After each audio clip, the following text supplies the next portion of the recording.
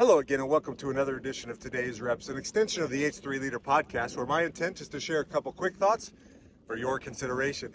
Today, I want to talk about how to handle the unexpected. You know, it never ceases to amaze me how the unexpected surprises us. You know, there are three classic responses: fight, flight, or freeze, and I'm a freezer. And it's still, man, when something happens that comes out of the blue, out of left field, my tendency is to freeze, to analyze, to try to figure out how I'm going to respond and do something about the situation, when in some cases, I just need to act. I need to get her done. So I'm still working on that, you know, that whole training day thing. But there are four things that come to mind when I think about how we can better handle the unexpected. One, we need to normalize it. Two, we need to face it with a sense of boldness and conviction and strength. Three, we need to reframe it. How can we use it? And four, believe it or not, we need to rest in it. So real quickly, first of all, normalize it. The future, by its very definition, is unexpected. It is unknown. We live in a world literally of chaos. There are so many things that are going on in this world all around us, so many factors that are influencing what the next moment is going to be.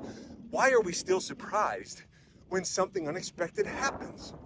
Let's normalize the fact that the unexpected is going to be a part of our lives and live with that sense of adventure.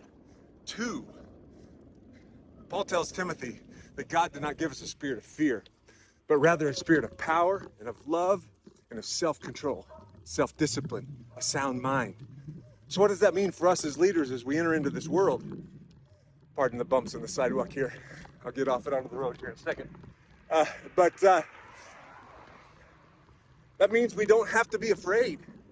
That in this adventure of life we're talking about, as we're trying to approach the unexpected that we know is coming, we can approach it with a spirit of power, of strength, and one of love that has compassion for the people around us and for all that's going on and the pursuit of the greater good. And with a sound mind or self-discipline, the ability as leaders to dictate our next steps and do what we believe to be the right thing. Thirdly, we need to reframe it. And what I mean by that is that every activity that happens in our lives is actually something that we can use moving forward to respond better in the future. So if whoa, I just got a sprinkler. So if we can, speaking of the unexpected, so if we can reframe what just happened and use it, leverage it for learning, for development, for getting better in our responses moving forward, then we have just taken that unexpected item and made good use of it. So we need to reframe it. And fourthly, we need to rest in it. What I mean by that is the fact that God tells us in the Psalms that He wrote every book of our life, every day of our life into His book before we lived the very first one. In other words, nothing in our lives surprises the God that we serve.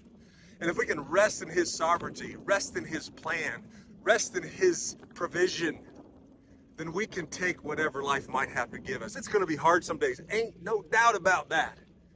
But there are things we can do to shore ourselves up for this life of the unexpected, this adventure we've been put on. Now, again, we're not going to do that perfectly, but we can do it better each and every day, maybe even 1% better, because as you and I know, every day is training day. Sorry for the wind noise today, folks. Have a fantastic rest of your day. Bye-bye for now.